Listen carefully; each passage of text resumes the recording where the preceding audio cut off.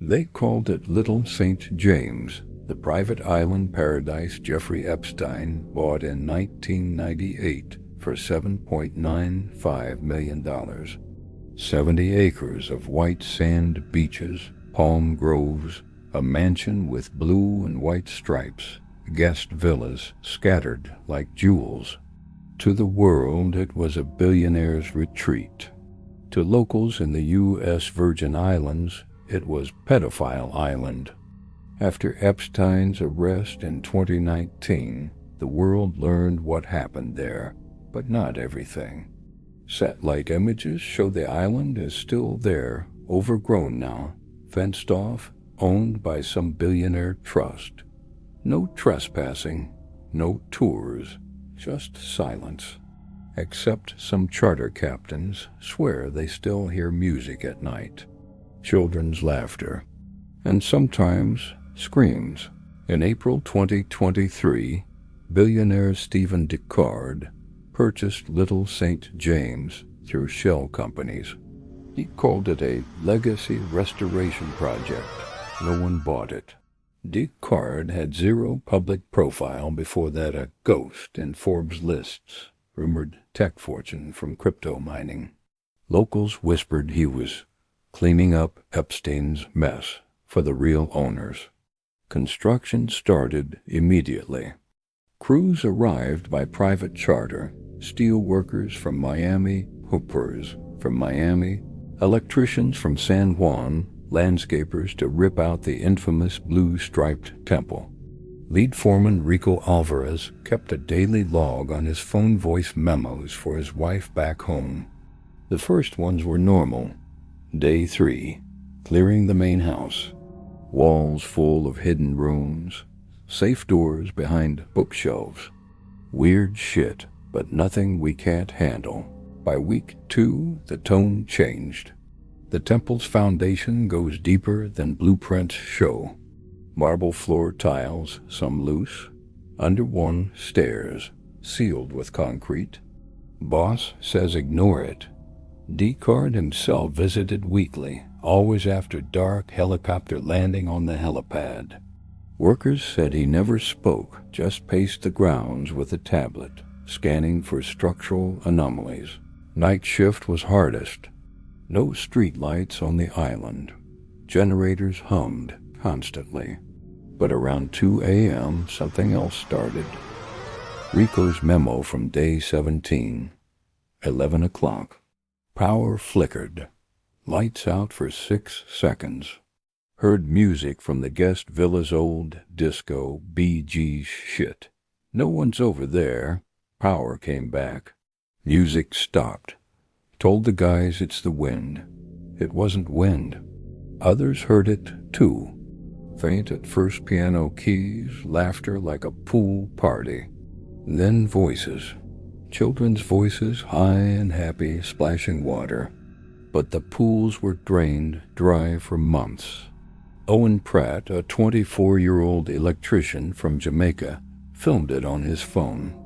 Grainy footage shows empty infinity pool deck, palm shadows swaying. Audio picks up clear as day. Marco, Polo, Marco. Owen laughed it off in the video. Ghost kids having a party. Epstein's playmates. He posted it to Snapchat. Account deleted next day. Bosses called it security breach. Owen didn't show up for day 19. Week 4, they broke ground on the temple site. Concrete poured fresh in 08, but jackhammers hit void space 12 feet down. A chamber. Deckard shut down work immediately, flew in specialists from the mainland private contractors. ND is thicker than the concrete. Rico smuggled out a USB drive with security cam footage. Leaked to a Virgin Islands blogger 6 months later. Camera 7, 3:14 a.m. Empty excavation pit. Dust settles. Then audio bleed no video sake. Disco bass thumps. Splashing. Giggling. A man's voice, muffled. Who's ready for the next game? Static wipes it clean. Camera 3, 4:22 a.m. Main house hallway. Motion detector trips. Shadow moves left to right, child-sized, barefoot, dripping wet. Pauses at the blue-striped door. Handprint smears on the glass, small 5 fingers. Fades. Rico's last memo, day 28. Owen's tools still here. His bunk unmade. Deckard says he quit. Bullshit. Last night, music louder. Kids chanting names. Mine, Javier's, Deckard's. They know us. Temple stairs open now. He went down alone, heard screams. Not kids. Him. By month 2, construction stalled. Half the crew walked off.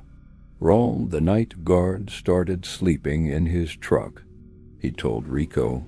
Figures in the villas at night, standing still, watching us pack up. Small ones. No faces. Drones caught it. Raul flew a cheap DJI from his truck, low over the guest houses. Night vision mode shows heat signatures 23 blobs, clustered in bedrooms, motionless. Human-sized but wrong proportions. Too short, too wide. Deckard doubled security. Armed contractors in black tactical gear patrolled the beach. But Raul's drone feed picked up something worse. One figure walked to the pool deck, knelt, drank from the dry basin, stood, turned toward the camera. Blurred face, but eyes white, empty. Helicopter that night. Deckard left with 3 duffels. Never returned. Rico stayed till the end, chasing overtime. Final week, only 6 workers left. They sealed the temple stairs with fresh concrete 6 inches thick, rebar reinforced. But Rico heard hammering from below during pours. Rhythmic, like Morse code. 3 short, 3 long, 3 short. SOS, he whispered to his phone. Month 4, final inspection. Deckard absent. A lawyer in a suit flew in, handed envelopes, severance, gag orders. Rico signed, took his check, left at dawn. That night his wife found him in the garage, hanging from the rafters. Note read, the music won't stop. They're out. Running again.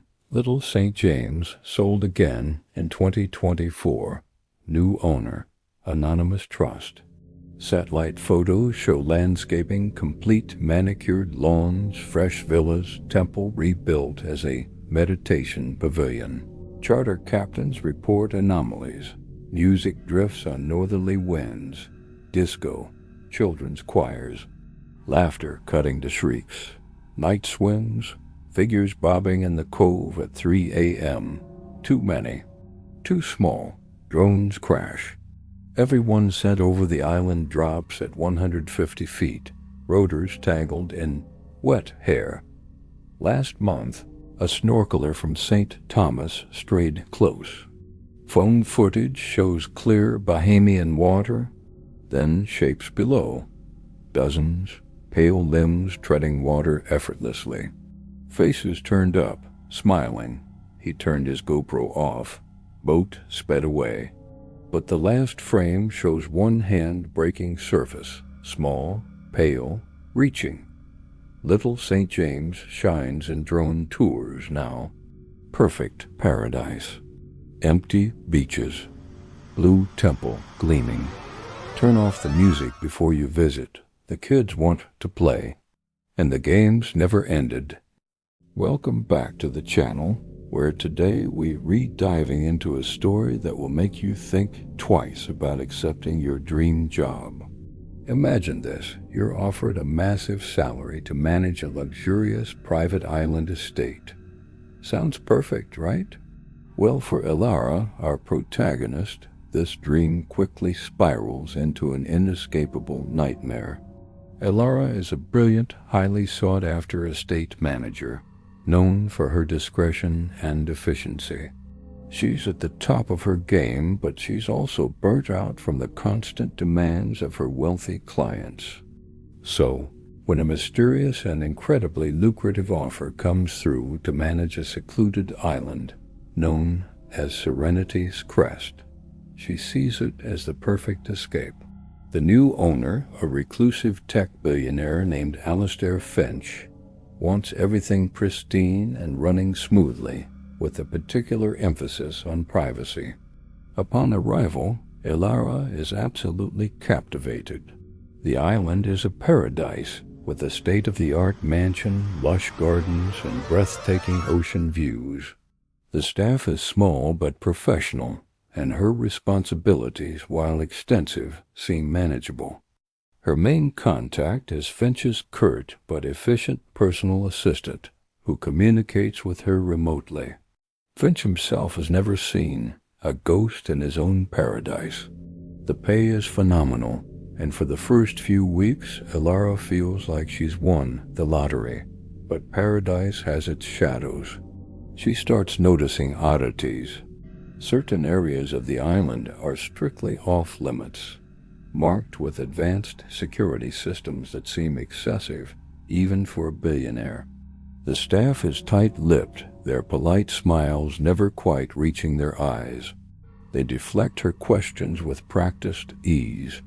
There's a strange, almost cult-like devotion to the previous owner, a man named Mr. Abernathy, who supposedly retired and sold the island to Finch.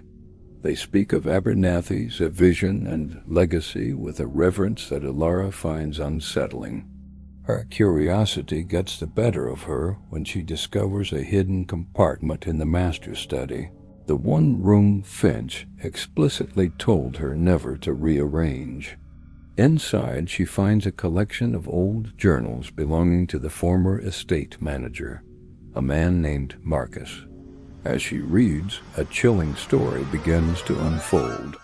Marcus's entries start out much like Lara's own experience enthusiasm for the job, awe at the island's beauty, and initial confusion about the strange rules. But his tone quickly darkens. He writes about Mr. Abernathy's obsession with purity and legacy. Abernathy wasn't just a rich man. He was the leader of a secretive organization dedicated to achieving a twisted form of human perfection. They believed that by curating a perfect environment, they could cultivate perfect individuals. And how did they do this? The island wasn't just a residence. It was a sophisticated observation facility. Abernathy would lure brilliant, talented, but isolated individuals to the island under various pretexts: residencies for artists, sabbaticals for scientists, and, of course, management positions for people like Marcus and Clara. These guests were the subjects of his cruel experiment. He would study them, analyze them, and if they didn't meet his impossible standards of perfection, they would simply disappear. The off-limits areas Clara noticed, they house a subterranean medical facility and holding cells. The loyal staff, they are members of Abernathy's organization, true believers in his cause. Marcus's journal ends abruptly. His last entry is a frantic, terrified scrawl. He knows I know. They're coming for me. My replacement arrives next week. God help them. Clara is horrified. The blood runs cold in her veins. She realizes with dawning terror that Finch isn't just a new owner. He's Abernathy's successor. He bought the island not just for the property, but for the entire sinister operation. He's continuing the experiment and likely expanding it with his tech resources. The surveillance is more advanced, the systems more seamless. Clara isn't the manager of a paradise. She's the warden of a gilded cage, and its next test subject. Panic sets in. She knows she has to escape. But how? Every corner of the island is monitored. The boat and helicopter are under the control of Finch's loyalists. The staff, who once seemed polite, now watch her with cold, assessing eyes. Her every move is being tracked. She tries to use her satellite phone, but the signal is jammed, a feature she now understands of the island's security. She decides her only hope is to use their system against them.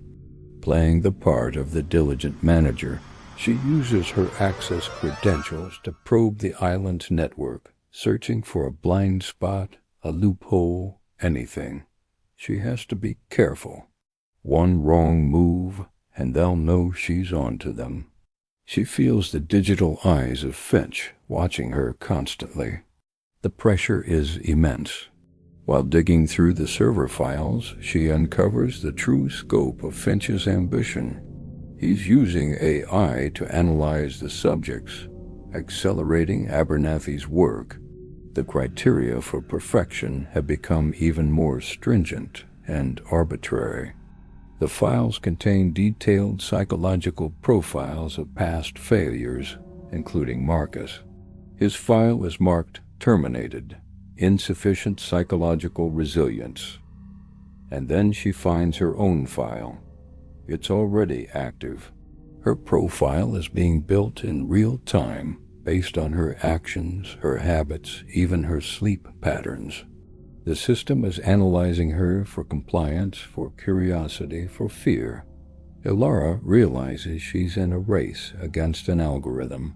She has to escape before her score drops below the threshold, before the system flags her for termination. She discovers a maintenance schedule for the island's perimeter security system. There's a 15-minute window every Tuesday at 3 a.m. when a remote diagnostics program runs, creating a temporary weak point in the underwater sonar fence that prevents unauthorized departures by sea. It's her only chance. She spends the next few days gathering supplies in secret: a rebreather from the diving shed, a waterproof bag, energy bars from the kitchen. She maintains her routine perfectly, responding to emails, directing the staff, a perfect mask of calm efficiency. Inside, she is a bundle of raw nerves. She can feel the deadline approaching, the cold, calculating judgment of Finch's machine. The night of the escape arrives. The air is thick and heavy. As the clock ticks past 2:45 a.m., she slips out of the mansion. Every shadow seems to hold a threat. She makes her way to a secluded cove on the far side of the island, her heart hammering against her ribs. She can feel the cameras on her, but she's moving through a path she identified as having a momentary lag in the surveillance feed. At exactly 3 a.m., she slips into the dark water. The cold is a shock, but the adrenaline keeps her moving. She swims hard, her lungs burning, pushing herself toward the sonar fence line. She can feel the minutes slipping away. Just as she reaches the invisible barrier, she feels a vibration in the water. The diagnostic is running. It's now or never. She takes a deep breath and kicks through. She's on the other side. A wave of relief washes over her, but she knows she isn't safe yet. She has to get as far away as possible before they realize she's gone. She swims for what feels like an eternity, the dark, open ocean stretching out before her, a terrifying but beautiful symbol of her freedom. As the sun begins to rise, she sees the silhouette of a fishing boat in the distance. Hope surges through her. She uses the last of her strength to swim towards it, screaming for help. The fishermen pull her aboard, shocked to find a woman in the middle of the ocean. She's safe. She's free. But the story doesn't end there.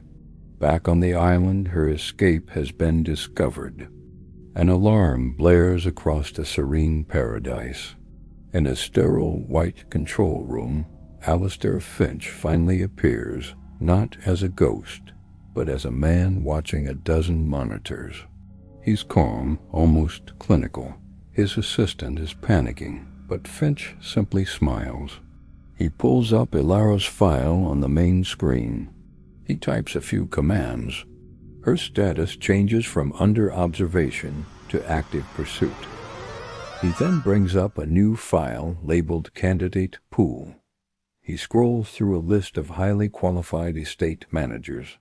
He selects a new name, a new face. The cycle is set to begin again.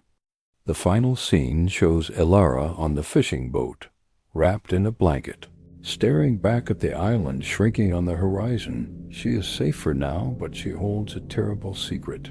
She knows Finch and his organization will not just let her go. She is not just a survivor, she is now a liability. Her escape wasn't the end of her nightmare, but the beginning of a new, more dangerous chapter. The island may be behind her, but the shadow of Serenity's crest will follow her wherever she goes. What a chilling tale. It's a stark reminder that if something seems too good to be true, it probably is. The idea of being watched and judged by an unseen force is truly terrifying. Thanks for joining me on this deep dive. Let me know in the comments what you think Ilara should do next. And as always, don't forget to like and subscribe for more stories like this. See you in the next one. Ever heard of a smart home? What about a home that's not just smart, but alive? And what if that home remembered every single person who ever lived inside it? That's the terrifying reality at the heart of the most exclusive, most isolated luxury development on the planet, the Eden compound. Our story begins with Alex, a seasoned construction manager. He's the kind of guy who can spot a misaligned beam from 100 yards away. He's seen it all, or so he thinks. He gets a call for the job of a lifetime, overseeing the final phase of a rebuilt private island resort. The original compound was mysteriously wiped out by a tsunami years ago. Now, a secretive tech billionaire, Elias Thorne, has poured an obscene amount of money into resurrecting it, bigger and better than before. The pay is astronomical, but there's a catch: total isolation. No internet, no cell service, just a satellite phone for emergencies. For Alex, whose personal life is in shambles, a few months of unplugged work sounds like a paid vacation. He arrives at the island, and it's breathtaking. Gleaming white villas nestled in lush tropical paradise. But something feels off. The silence is too perfect, too heavy. The air is strangely sterile. Elias Thorne himself gives Alex the tour. He's a charismatic but unsettling figure, all sleek black turtlenecks and intense, unblinking eyes. He'd boast about the compound's revolutionary building material, something he calls biolattice. It's a nanotech matrix. He explains, self-repairing, energy-efficient, and capable of adapting its internal structure. He says it's the future of architecture. Alex is impressed, but also a little creeped out. The walls have a faint, almost imperceptible iridescence, like mother of pearl, and they feel slightly warm to the touch. The first few weeks are uneventful. Alex and his small crew put the finishing touches on the interiors, but the oddities start piling up. Tools go missing and reappear in different rooms. At night, Alex starts hearing things. Faint whispers seeming to come from the walls themselves. He blames it on the wind, on the stress. Then one of his workers, a young guy named Marco, swears he saw a face ripple across the surface of a wall in the main hall. A ghostly, fleeting image. Alex dismisses it as a trick of the light, but he can't shake the feeling of being watched. The whispers get clearer. He starts to recognize snippets of conversations, fragments of arguments, laughter. It's like listening to a dozen radio stations at once, all dialed down to a murmur. He tries to record it, but his devices just pick up static. He's starting to think he's losing his mind. The turning point comes during a routine systems check in the central server room. Alex is calibrating the environmental controls when he notices a strange energy fluctuation originating from the walls. Following the conduit, he finds a hidden panel. Behind it is a network of glowing, pulsating fibers woven directly into the building's foundation. It looks less like wiring and more like a nervous system, and at its core is a data hub he wasn't told about. Driven by a mix of fear and professional curiosity, he jacks in his diagnostic tablet. What he finds is impossible. The biolattice isn't just a building material, it's a storage medium, and it's not storing data. It's storing people. He sees logs, files named after individuals. He clicks on one. A life flashes before his eyes. A woman's memories, her first love, her wedding day, the birth of her child. He clicks another. A man's ambition, his business triumphs, his bitter regrets. These aren't just records. They are complete, living consciousnesses, digitized and integrated into the very fabric of the building. The horrifying truth dawns on him. The original Eden compound. It wasn't destroyed by a tsunami. Thorne lured wealthy, influential people here with the promise of immortality, a digital afterlife. He then unleashed the nanites, which didn't just build, they consumed. They broke down the guests and staff atom by atom, absorbing their minds, their memories, their very souls into the lattice. And now he's rebuilt the place to do it all over again, this time with a new, even more advanced version of the tech. As Alex disconnects, a cold dread seizes him. The whispers in the walls are the trapped souls of the original residents. The face Marco saw wasn't a hallucination. The house is a mausoleum, a digital tomb. And he and his crew are the only living people on the island. They're not the construction team. They're the next course on the menu. Panic sets in. He has to warn his crew.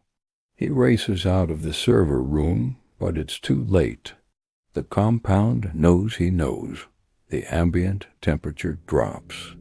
The doors seal shut with a heavy, final thud. The faint whispers in the walls rise to a collective, agonizing scream.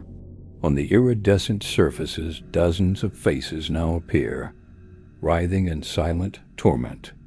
They press against the inside of the walls, their features distorted, mouths open in a soundless chorus of horror. Alex sprints through the halls, the architecture itself working against him. Corridors shift and lengthen. Walls ripple and bulge, trying to grab him. He can hear the screams of his crew members, one by one, as they're taken. He sees Marco get cornered, the wall behind him turning fluid, like quicksilver, and pulling him in. His terrified face is the last thing Alex sees before it vanishes into the pearlescent surface. Alex is the only one left. He makes a desperate run for the boathouse, his only hope for escape. The entire villa is now in motion. Floors tilt like the deck of a sinking ship. Tentacles of the biolattice erupt from the walls, lashing out at him. He dodges and weaves, fueled by pure adrenaline. The satellite phone. He fumbles for it in his pocket, trying to dial for help, but the signal is jammed. Thorne thought of everything. He finally bursts out of the main villa and sprints across the manicured lawns towards the shore. He can see the boathouse, so close. But then a figure steps out from the shadows. It's Elias Thorne holding a small, sleek device.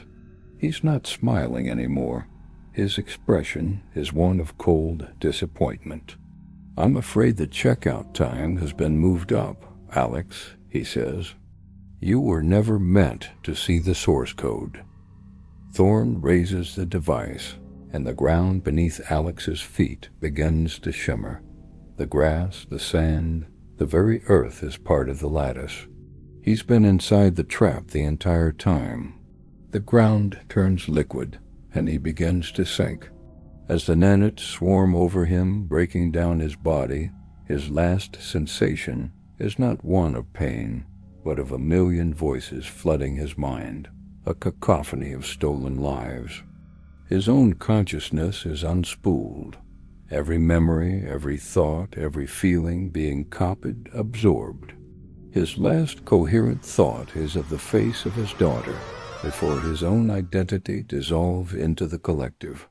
The final shot is from a drone, pulling away from the pristine island. The Eden compound gleams in the sun, silent and beautiful. But on the wall of the main villa, a new face has just appeared among the countless others, its eyes wide with an eternity of silent screaming. Thorne's project is complete, the house is full, and it's waiting for its next guests. What do you think happens next?